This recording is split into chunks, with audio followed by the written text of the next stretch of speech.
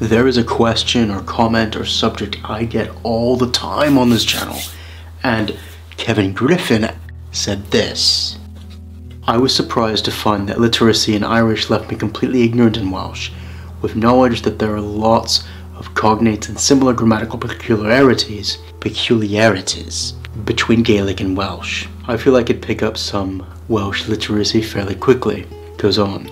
This is a common issue, and it's because people think that Celtic languages are really close to each other because they're in the same family.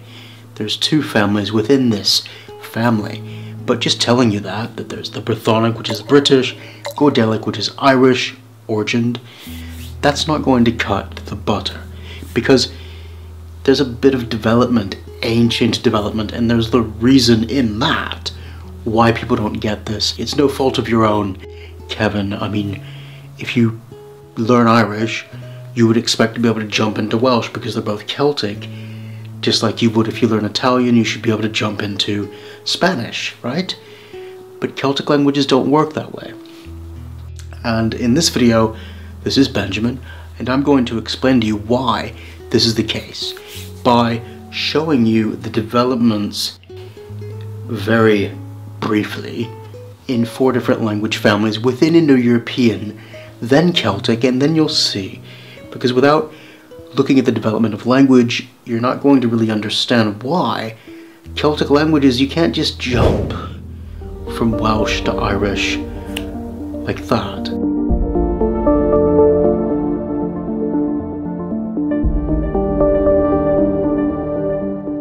These Slavic languages, there was a period from about 500 BCE to about 500 Common Era in which there was a general Slavic language, mutual intelligibility throughout, but then it began to form dialects. 1000 dialects were growing within this Slavic area, and then by the end of that period you certainly had West Slavic, East Slavic, and then Slavic, South Slavic came later, but within the same period. Not until the 11th to 14th centuries did you have breaking up of language within that to form Polish, Czech within the same Western Slavic, or Bulgarian, Serbo-Croatian within South Slavic, and Ukrainian and Russian. The East breakup actually came much later. And it's why today that if you speak Russian and someone speaks Serbo-Croatian, yes, it's going to be very difficult to understand them, but you can make yourself understood, and there is a high degree of mutual intelligibility. And that's important, that these languages broke up after the year 1000, okay? But let's go a bit more exotic. What about the Iranian languages?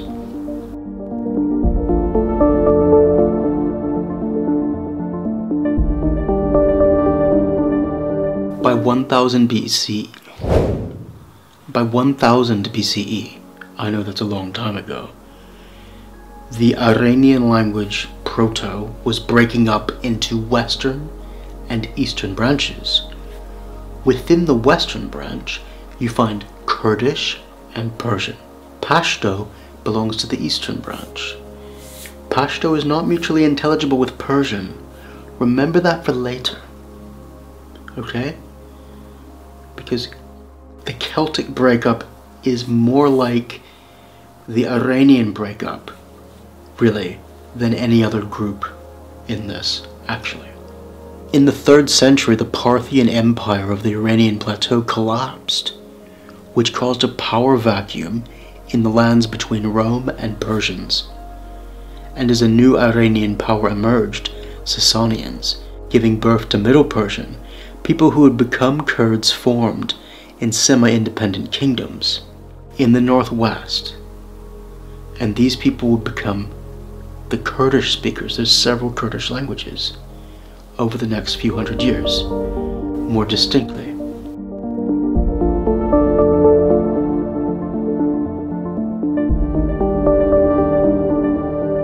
The Romance languages.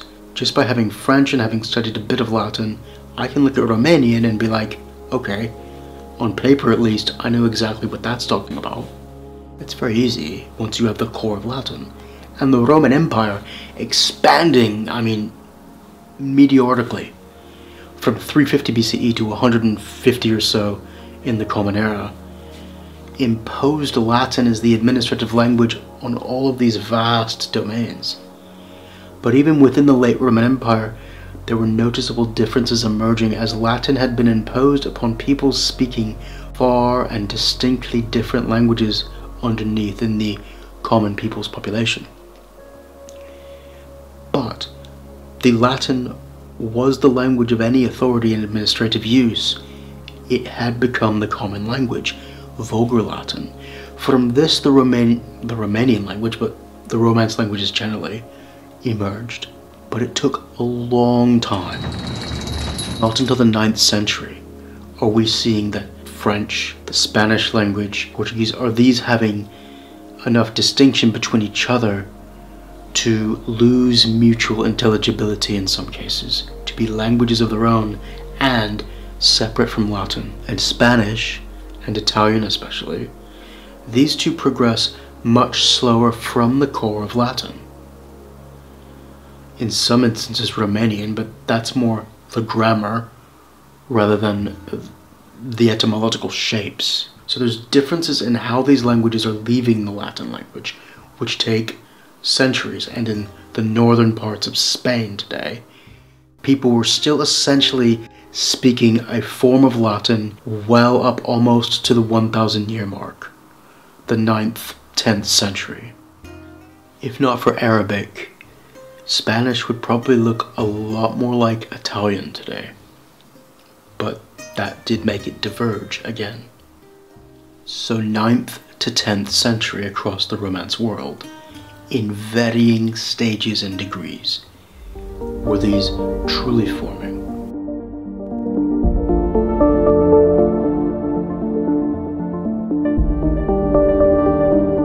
The Germanic languages are quite different. They were outside of the Roman Empire, or at least most of them.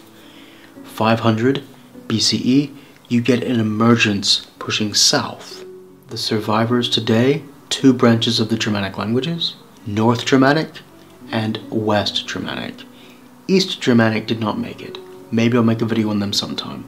But these were unified in terms of their speech all the way up until almost 500 of the Common Era. Okay? Then there was significant divergences, especially in the southern parts, what became West Germanic, Frisian, Saxon, Frankish, which evolved in parts into Dutch and Latinized into French, and sound changes between pa and fa, breaking up. German almost became distinct languages at one point. But the North, Scandinavian Germanic languages, these did not break apart from each other really until 1000 of the Common Era. They were very unified. But after that, slowly into the 12th century, you get different dialects forming different languages in Sweden and Denmark especially. Sorry Norway, but you did kind of hang on conservatively to the past for a while.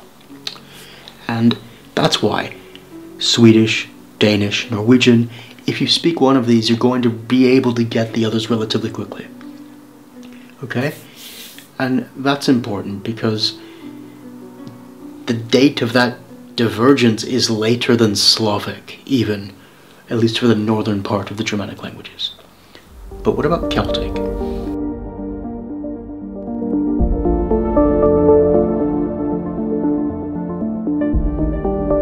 Gray and Atkinson, two scholars, have suggested that Brythonic and Goidelic, or British and Irish Celtic, diverged between 1200 BCE and 800 BCE.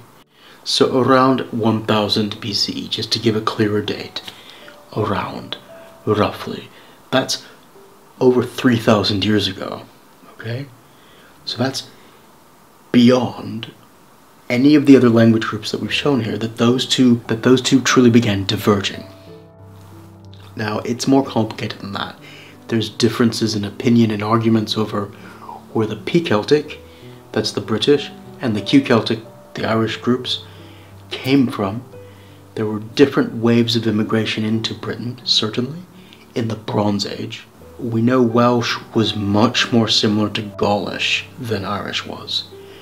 And it seems that the main epicenter of social, political, and artistic change was in southern Britain regarding the Celtic language, and that language, the precursor of Welsh, without Latin, was slowly replacing the Goidelic groups and out-competing them. John Koch says that about the development, by the way. However, these may have come up into Britain and Ireland from two different points.